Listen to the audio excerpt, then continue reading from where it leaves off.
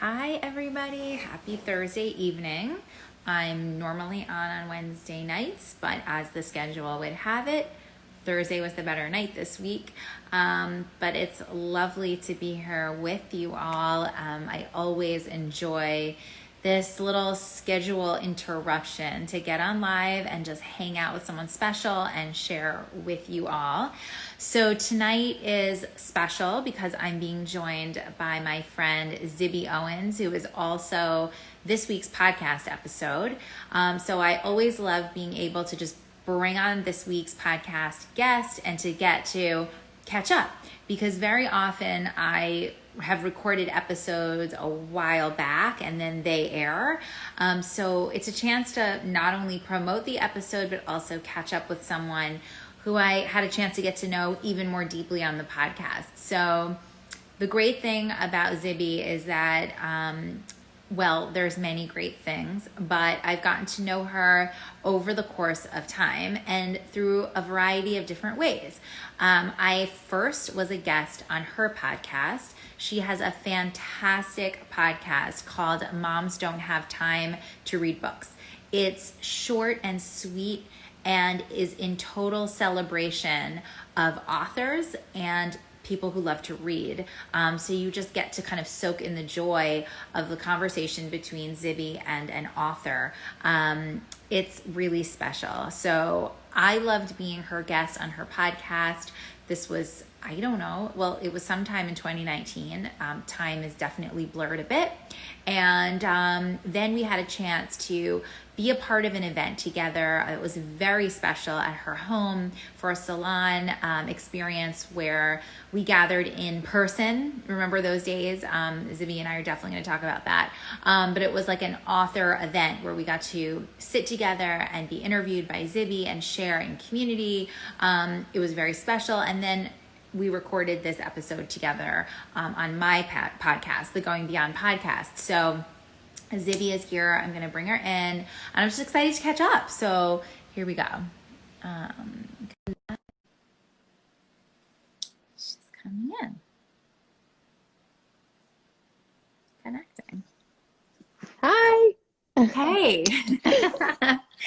How are you? Good. My ear pods look like hearing aids or something. But anyway, here, I'll just They're ear pods, not hearing aids. As you can see, I've had my hair very much pulled back and in a headband. So we're making it work tonight. It's nice to see you. It's nice to see you too. It's been too long. I was remembering back to all of our sweet moments I guess it was end of 2019 into the very, very beginning of 2020. And I literally feel that was like another time in history, actually. It was. It makes me want to cry.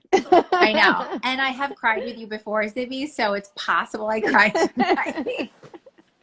Me too. So Where do we begin?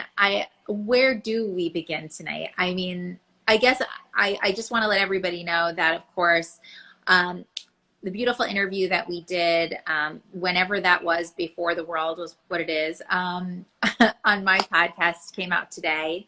I just started re-listening to it as I was putting on my headband and stuff. And it's sweet to listen to a conversation from that time that's still so relevant, because we're talking about leading with something you love so much and then creating from it, and being moms and being New Yorkers, and such a relevant conversation, but also very nostalgic because it is from another time. I agree. Yeah. I was watching the evolution of all the episodes you've been posting since we first met. And I was like, there have been so many things that have happened since we did our interview, everything from pandemic, Black Lives Matter, the world is upside down from our original meeting. And it's just crazy. So it is. But what I do want to say, and then I just kind of want to I just want to reflect on a bunch of things with you. But what I do want to say is that I wouldn't air an episode on the podcast that didn't feel relevant. In fact, little secret, there's a few episodes I recorded in 2019 that I'm not airing. And it's such an interesting thing as a podcaster, because it's like you always want to deliver something that makes the listener better or happier or grow or learn something. And I think all the conversations I've ever had have been special in some way. But because we're in this period, it's like you need to trigger something, I think, that people need right now, at least in the space that I'm sitting in. And when I reflected back on our conversation and I knew it needed to be aired, I just heard so much back about how much you love what you do and how much you love literature and authors and writing and community. And I think that right now in particular, people are being so incredibly stretched, that the flip side of that is that you have to hone in on what you love the most. Like, what is it that just brings you so in touch with yourself and in so much joy? And I think that when I think about you and what you've created, and then what you've continued to create, and we're going to talk about that too, I'm just always struck by, like, you just come from such a love for what you do and what it's about. It's true. I do. I love it. I feel like incredibly blessed to do what I love. And I look forward to my interviews, and I look forward to reading all these amazing books and talking to the authors. And I just love it. I do. This pandemic has crystallized that for me. So it's been good. It's so good. So tell us about the shift. Like, I'm watching you, obviously, and all the things that you're putting out, and the move to virtual, which I too have had to make that shift, because we're such in-person people, both of us. So it's good, but it's different. So I'd love to hear about how you've been making that happen and making that work for yourself. Literally, like the minute I left the city. So we came out to Long Island, and we've been sort of like hunkering down here since March 12th. And now it's July 30th or something. I felt this, like, this sounds ridiculous, but I was like, I have to help all the authors who have books coming out. Like, I became singularly focused, and I was like, I'm in a position to help these people, and that is what I have to do. And I'm going to figure out every way that I can to help them. So I was like sitting on the trampoline outside with the kids. It was still cold, and I was like scribbling down, like, well, what could I do? And I was brainstorming. So I started an Instagram live show. I ended up doing like 150 live interviews over, I don't know, 8 weeks or so, which are now all collected on my website, so you can listen and everything. And I'm going to have it all be a podcast in and of itself.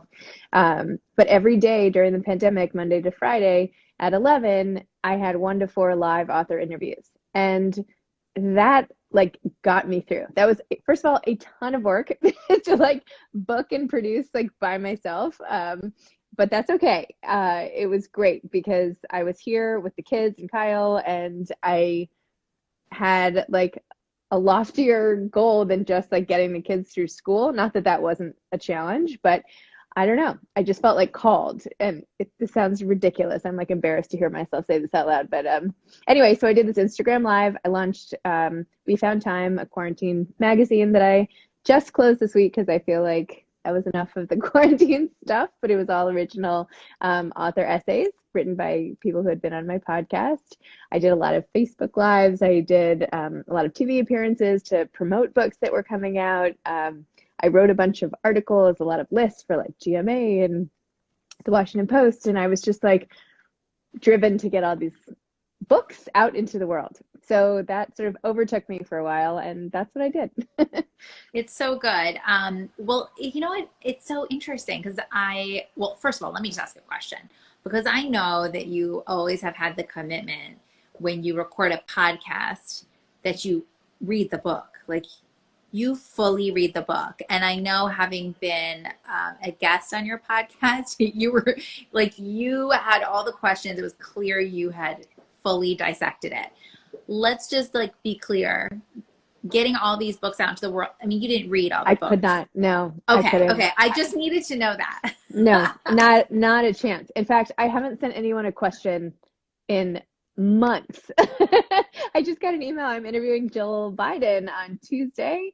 And they Wow. were like, would you mind sending her some questions? And I was like, oh, questions. I used to do that every time I had a podcast. Yeah, I stopped preparing. I had to because the pace was just so fast. Yeah. I figured out a way to, like, I've learned how to sort of speed read and skim so that I don't miss anything big. I mean, I look through every book, but I haven't read every book. And in the Instagram lives, I was fully like, I don't even know, like, who are you? Tell me who you are. Tell me about your book. I haven't even opened it. On the podcast, I didn't read every one start to finish. I just didn't have, there's physically like not enough time. But Yeah. at least and then I had this huge July book blast because I decided to launch all the ones from Instagram Live that were at the tail end that I didn't end up doing live, and I made them podcast. So anyway, there's been like way too much content. My mom is like, who has time to to listen to all of your stuff? And I'm like, I don't know. Hopefully somebody. So I don't know. But now I'm back. I've slowed it down. I'm trying to do only 5 a week, which is still a lot of books. So I can't finish every single book. I have a book club I'm doing after this, and I actually listened to it on audiobook in between doing everything else. And I only have like an hour left. So I listened to like 7 hours, but I couldn't get in that last hour. But you know what? It's good enough. So I'm just doing the best I can. And I can't be perfect anymore. And that's been hard to wrestle with, but it is what it is. So Also, I mean, perfection is great. And I have to say you were very perfect. And I mean no, that no, in no. like, And I didn't mean to no, no, no, no, suggest no. I was perfect, No, but no, I no. meant in I'm terms of saying how I that. wanted to I'm prepare. saying that. Like your process was so well done. That's what I mean. I'm not saying you're perfect. No one's perfect. But like your process was so together and lovely. And we're just in different times. And so I think the fact that I love the fact that you have this call to action for authors, because the really sad reality for so many people have put heart and soul into so many things, and then this time comes, and then the fear, of course, is like, how is the world going to receive me or receive this work? So you're like, yeah, to like come and give that love and energy. I can only imagine what that means to those authors. Well, I don't know. It meant a lot to me. I mean, I definitely still feel like a bond with all the books and authors who I talked to during the pandemic, even if I hadn't read the book. Like, Yeah. I just feel like we were like in the war together or something, and then some people I have now looped up with since, and I'm like, remember when we talked at the beginning of the pandemic and like how different that was, and here we are, and what's Yeah. changed and all that. Yeah. So, Yeah, no, we've all had to respond and act in a different mode. And I'm sure that I can only imagine that you're discovering new talents you have in terms of like having to just, respond in the moment, ask the questions, have the quicker conversation, less prep, more in the moment. So I think that's kind of interesting. yeah, it was fun. I actually loved it.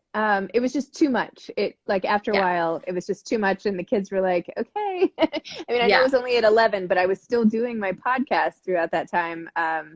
So I don't know. It just became too much. I So feel, by now, the way, also that we're living parallel lives because I also left the city and I've also spent massive amounts of time on a trampoline. So I, and also recording a lot of things.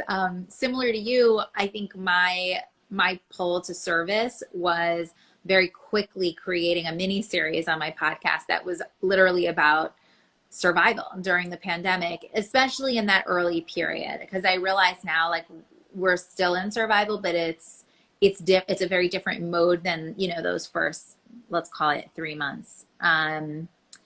But yeah, I think when you come from that place of love for what you do and you're so connected to the people that you serve, it's like, what can I do? How can I help? So yeah, I get it. I get it. So next question that I have about this period of time for you, Zibby. I mean, again, being that I was a guest on your podcast, but also that I got to be part of one of your in-person salons. That was just such a lovely day. And I really long for moments like that. I'm not even kidding how much I long for it. Just like remembering all being together in the same room and so much hugging and like crying and like all the things and Kyle throwing boxes of tissues at me. So I was like I miss it so badly. Um, and I also noticed as well that we can deeply connect online, like in a weird way. We can inspire, we can be emotional, we can feel together. So it's not all lost, but I know I'm really missing all that. How about you? Yes, oh my gosh, I just like started tearing up even hearing you talk about it. I miss it so much. I miss like how much I took for granted that I could just open the door and have 40 people in my apartment and like and like not even think twice about it. Yeah, I mean, I miss like hugging my friends and meeting new people and introducing people and just the connection of a group of like-minded souls who come together.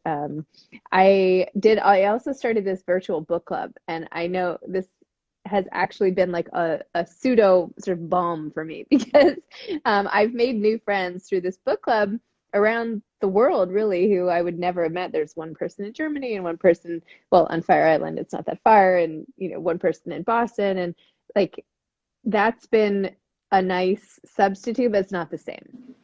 So that's been like how I've met that need. But it's no, it's a pale, what's the word? It's a pale substitute. It's not a true substitute for what it was Yeah. before. And yes, I totally miss it. And yeah, it's hard. And my for a while, I don't know if you know this or not, my so like I was here and we shut everything down and we didn't see another soul like everybody else in the world basically for what 8 or 9 weeks or something like that. But I feel like we've returned in a sense of normalcy, not totally normal, but Mhm. smaller, one or two friends. The kids Yeah. have like one or two friends, and it's felt much more normal. But um, my husband's family has all gotten really, really sick, and I saw you posting about that, and so I've been it's concerned like too. Yeah. it's like now it doesn't feel normal at all. Like we are Mm. deep in every part of this virus, and I'm like seeing it up close and personal every minute because my husband's mom is in the hospital and his grandmother just passed away in the hospital, and it's awful. I mean, it's really awful. And I know like we know why we're all here and but it's been for me more theoretical, and now it's like up close and personal on FaceTime and text and every day finding out all the little things. So I don't know. Now I'm sort of back to the sense of despair that I had in the beginning, Mm. which you know, it's just it's hard. It's just really Yeah. hard. I'm So so sorry to hear that. I think this time is like it's extra heavy on every level. Yeah, this can be like it can seem like something that other people are going through until it really hits close to home. It's like real. Um, I'm really sad to I hear all of that. know. I know you were struggling to find help for your family too, because when the virus comes in, then nobody can come near type of situation. Well, at first, they were gonna I mean, I don't want to bore you with this, but like, yes, It's not boring. We're at just catching first, up in front of people. That's all. at, at first, they were gonna let Kyle's grandmother go home.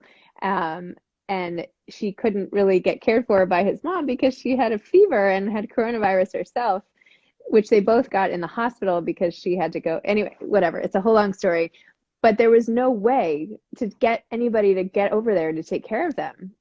There's nobody who would go. And I called like service after service, and I'm like, Googling like up the wazoo. It's like there's just no, people would like laugh. I'm like, hey, you want to go to an apartment with, two women with coronavirus? And they're like, no. So, and of course, we can't go down there because it's not safe for us, right? And then we jeopardize all of our community and us and everything. So, yeah, it's been a hurdle. Even like the cleaning crew, they have like these heavy duty Corona cleaning crews. It's so hard to find. And then, anyway, I don't want to complain. I feel very lucky. Kyle's mom's going to be okay. I feel like very thankful for that. And eventually she will get out of the hospital. And, you know, it's so I know people have it far worse. I don't know. It's just a lot. It's just a lot. It is. It is. And I think this has been a time of like really just reflecting on all these hard moments, you know, together. I lost my grandma in June, Oh, and I'm sorry. thank you. It's been really hard, and it very much it would have been hard any which way. Um, I was super, super, super close with her. As you know, my family is really small. Um, but no question, like the backdrop of this period of time was absolutely part of the story. Like I couldn't get to her. She's in Florida. I couldn't be there.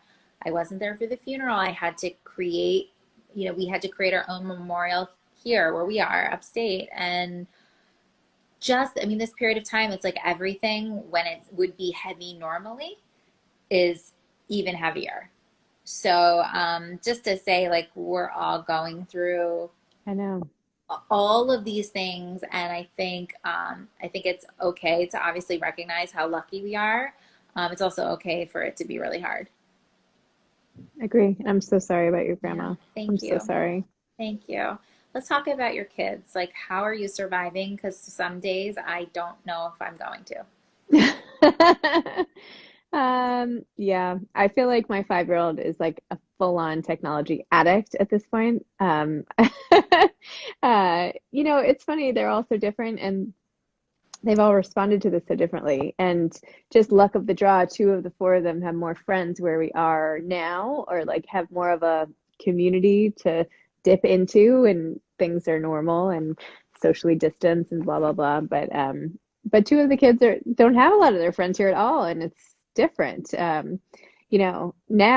I mean, the homeschooling that was so long ago, I like barely remember, but now it's like gearing up for the fall, like what's going on. And with having so many different kids in different schools, like it's just Yeah. really complicated. So I don't know, there's so much uncertainty. I was literally like listening to a school Zoom from the headmaster of one of the kids' schools about what's going on and just changing the dates. And it's just a lot to manage. And I know all the schools are doing their best, and I literally hats off to them because I can tell how hard they're all working, and the Yeah, teachers are working so hard, and everybody is trying their best. But it's it's true. so much coordination and uncertainty, and for us, for the kids. It's really insane. I mean, on one hand, I'm such a planner, so I find this to be really hard. I have a lot of thoughts about this because I feel like as a woman who's building business and building things, it's like I want to put my foot on the gas like fully, but then there's this fear of like, can I? Because what if everything just blows back up, or what if we have to go, back, or how can I be fully productive if they're only in school like 2 days a week, or whatever. So the unknown can be very difficult in terms of knowing how much to push forward when you're building your own business and your own stuff. That's one sentiment I have. I also sometimes have the sentiment of, maybe this is a great lesson in actually just really being more in the moment for some of us. We always plan so far ahead and think that that's it. And we all really know that that's not totally true. I mean, really, all we know is like right now. So in some ways, there's some excellent lessons. On the other hand, as someone who's a little bit of a feminist, a part of me feels like it's the women who are going to take a big brunt of this school choppy situation. And even the most involved dads I know, the dialogue and the questions are just different than us. That's It's my true. diatribe. Yes, it's true. No, it's true. I mean, in my head, I was like, wow, fall of 2020, I will have all my kids in school for the first time ever. My littlest guy's going to start kindergarten. I'm going to be home free. I can work all day, or not all day, at least, till Most of the day. 2:30 or something. Not, and how great will that be to have like uninterrupted time? I can't even imagine. And now it's like, oh my gosh, the opposite, I'm sure. Yeah, it's hard. It's hard to plan. It's hard. Yeah, it's impossible to plan. What am I talking? No.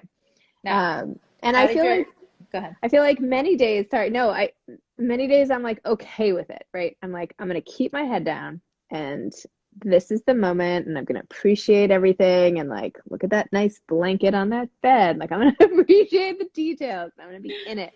And then other days, like I'm just like, you know what? No, I don't, this sucks. Like Yeah. I don't wanna, I wanna be able to like go and sleep in another, another place. Like I wanna be able to like go visit a friend or like, something, like get my daughter is calling. Yeah. So sometimes I'm annoyed at the fact that life was just literally like snatched away from us, with Literally. not too Yeah. much warning, and it sucks. It kind of sucks. Yeah. So It sometimes does. I dwell on that, and some days are better than others. So Yeah. yeah, but here we all are, and you're right. I mean, it could all go back to, full on quarantine and not seeing a soul and no school and no anything, but who knows? So Yeah. Did your it sounds so yeah, pessimistic. I I'm know. sorry. I try so hard. I definitely get hung up in some of the details, like imagining my 4-year-old being okay wearing a mask most of the day, like going to go to school. I'm like, how is that gonna work? Like it used to be, there were all these books, right? How to prepare your kid to start kindergarten, right? So I have these books here and I'm like, this is like a joke. How am I supposed to say to him, like, yeah, this is what it would have been like, this trauma of starting regular kindergarten. Yeah. Now, like you're in a pod and you're wearing a mask and your teacher who you don't even know is going to be wearing a mask. And maybe Yeah. you'll go some days and maybe you weren't. He's going to be like, no, no thanks. Like I feel like I'm gonna have to pry him out of my arms. Not to mention that we're not gonna be allowed in the building, right? So I don't know. I don't know. I know. Is your plan to head back to the city for whatever school looks like for the kids? I don't have a plan. I don't know what You're we're. like, I don't know again, what I we're don't know. doing. I don't know. I mean, I'm waiting to see if they're even going to open. Yeah.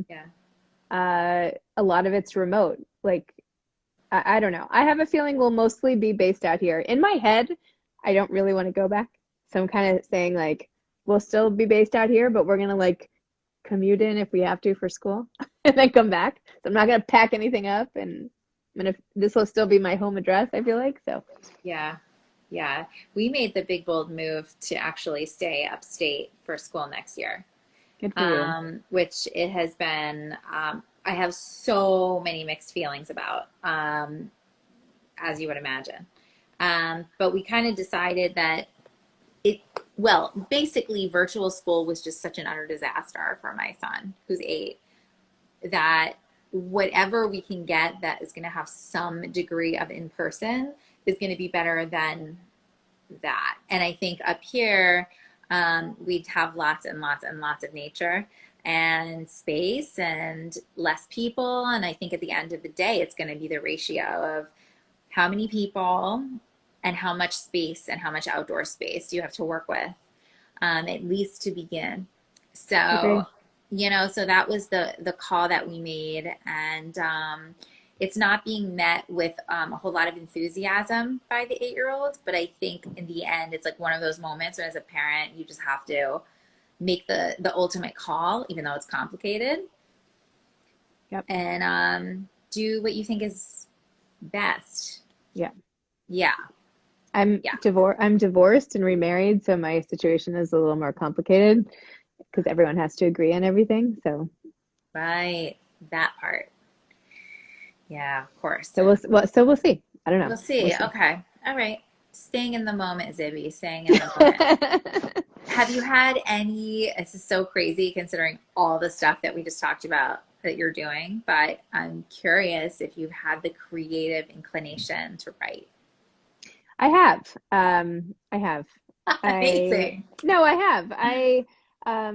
It's less creative than like driven by emotion, right? Mm. So, but yeah, I have a new idea for a book I want to write, and I'm like excited at some point to focus on that. And um, I've been writing like little essays. I also feel like I write for Instagram, and I know it's silly, but even a paragraph or two, I view it as like my writing for the day. Yeah. and just to stay in it a little. And even if it's something as simple as reporting like a drive from Starbucks or something, like at least it's a little snippet, and I'm thinking and writing about it. But yeah, what about you? Yeah, similarly, I also feel that the expression through Instagram, especially when it really does come from my heart, it is a writing expression. I also have become a lot more vocal through the social justice movement, a situation going on, a lot more open about my family and about my journey as a white mom of mixed kids and all its complexity. And what's been really, really amazing is that I'm being asked to write about it. So it's been kind of special, actually, to put that writing flow into something that is so personal and also so incredibly vulnerable. Not only because vulnerable based on what's happening in the world, but vulnerable for me because a lot of this stuff is it's fresh understanding. And I'm just like everybody else, I have to like really process how other people may process what I'm saying. So it's been a very interesting expression for me. It feels good. What else? I also have book ideas, but I don't know if I can even go there yet. To be honest, I think I'm focusing more on content overall, and what makes the most sense. But writing is always there, I would say, in some way. Agree. Yeah, Nice. yeah. What do you want people to be like checking out, Zibby? Like besides our podcast episode, which I'm Yes, going to remind besides everyone and again. and the one where you were on mine. Yes. Yeah, just my website. I just redid it myself. I like have had all these false starts with these big firms, and I was like, you know what? I'm just gonna like make it look a little better, and I can't focus on this right now. So, um, yes, ZibbyOwens.com. I'm on Instagram at Zibby Owens. My podcast is Moms Don't Have Time to Read Books. And you can sort of get to know me any of those ways. Awesome. So yeah, thank you to those of you that came and hang out with us today and listen to us catch up, Yeah, basically. exactly. Um, that's why I love Instagram Live because it's so much less formal than a podcast. For those of you that hung out with us tonight, check out the interview that just posted today on my podcast, which is called the Going Beyond podcast. It's a lovely, lovely interview with Zibby, really understanding the roots of what she created with her podcast and her platform in general. You can tell when you listen to it that it was pre-coronavirus because we're talking about the events and the people and all of that. But the heart of the conversation is very much about leading from love and doing what you love. And that's also what we kind of named the episode because it was such a standout part of the conversation. So we encourage you all to head over there. I also was a guest on Zibby's podcast a few moons ago, talking about my book, Going Beyond Mom. So just come hang out with us. Otherwise, we have good conversation. Thank you. And sorry if I was a downer tonight. You You caught know me at what? like a You're not bad at all moment. a downer. So, You're not a downer. I think that this was incredibly inspiring because even though things have been rough, um, and you're obviously emotional around that as you should be, I mean, you've been incredibly creative and put so much out there. So I don't feel down at all. I think it's okay. inspiring. Okay. Well, it Yeah. was great to catch up with you, So good Randi, to and catch thank up you with you, for Zib. releasing the podcast and having me on your amazing podcast. So thank you. Oh, thank you. And all of you have a beautiful night, and I'll see you soon. Okay. Thank you. Bye. Bye.